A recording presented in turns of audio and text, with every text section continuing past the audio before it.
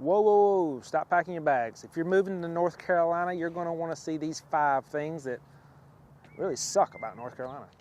So if you're watching this video, you've either searched for moving to North Carolina, or in Google's infinite wisdom, it believes that you're thinking about moving there. And here's 5 things that are not so great about North Carolina. So number 5 is weather. I know people think we have great weather and it's mild climate, not too hot, not too cold, but it's actually kind of crappy in some parts of the year. We actually have above average rainfall at 112 inches a year, which is, above the normal for the nation. We've got about a high of 88, a low of 29, which seems really nice. With all this extra moisture and greenery comes bugs, pollen, and humidity. With the beautiful weather means more flowering plants and trees.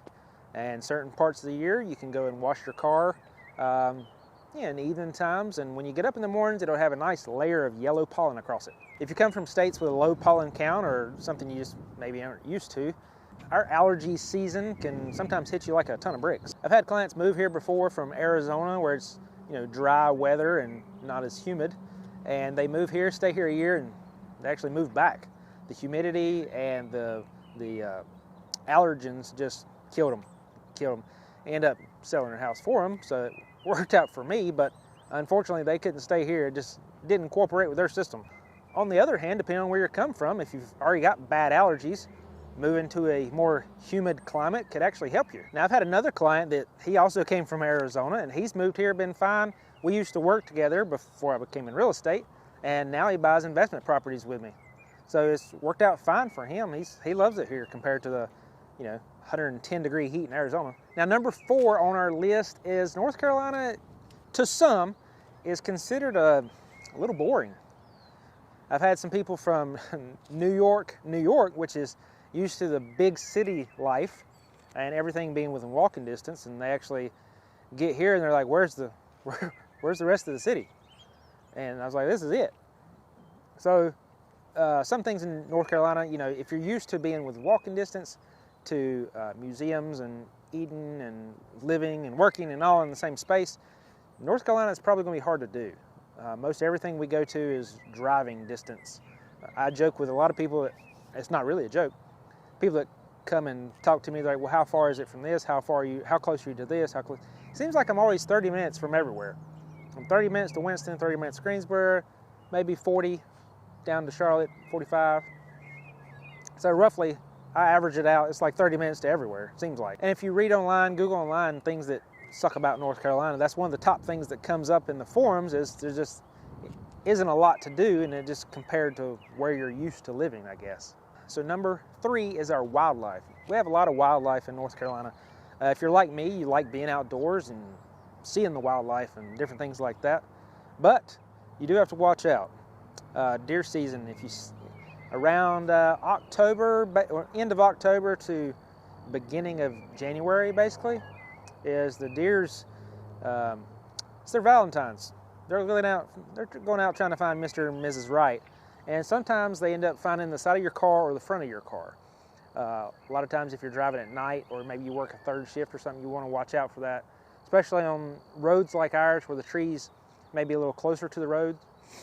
You don't have that, you don't have much reaction time when a deer bounds out in front of you or even runs into the side of your car. They really get tunnel vision this time of year when they're running after something or running from something. Now, not only can deer just fly over your car like Rudolph on Christmas Eve, but you also got to watch out for other things we have in North Carolina that are less than enticing. Like we have 6 poisonous snakes in North Carolina. Now, I'm also got another video that's going to be coming out.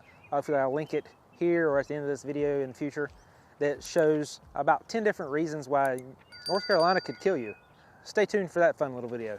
All right, so number 2, why some people think North Carolina kind of sucks, is we're broke. Yeah, most people look at Charlotte or Raleigh or some of the bigger metros. There's money there. None like it's, Dallas, Texas, or somewhere like that.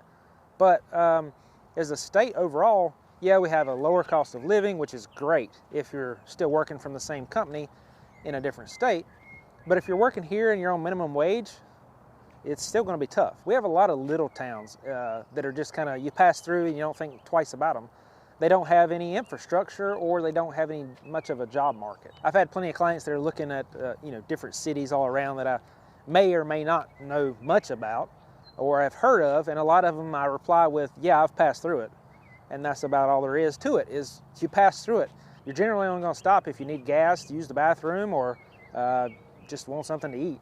And heck, there's some towns that I wouldn't stop in for any of the three. Also, I'm going to have another video on that, like 10, 5, I don't know, places in North Carolina that you want to avoid. And the number one thing that sucks the most about North Carolina, or at least from what I've heard from reviews and things online, forums online, and experienced some myself, is our education system. It just isn't there. We ain't that learned. Now, our colleges are highly rated. Don't get me wrong there. But as far as your basic reading, writing, and arithmetic, it's lacking. And unfortunately, I'm sure it's like most places, but in North Carolina, it seems like politics get involved too. You get the right person in there, they get elected as being in charge of whatever, and it then brings the whole school system down because you got an unqualified individual in the office, like a lot of our political offices. But that's beside the point. So as long as you can get that little dummy of yours through grade school, you're good, because our colleges are highly rated.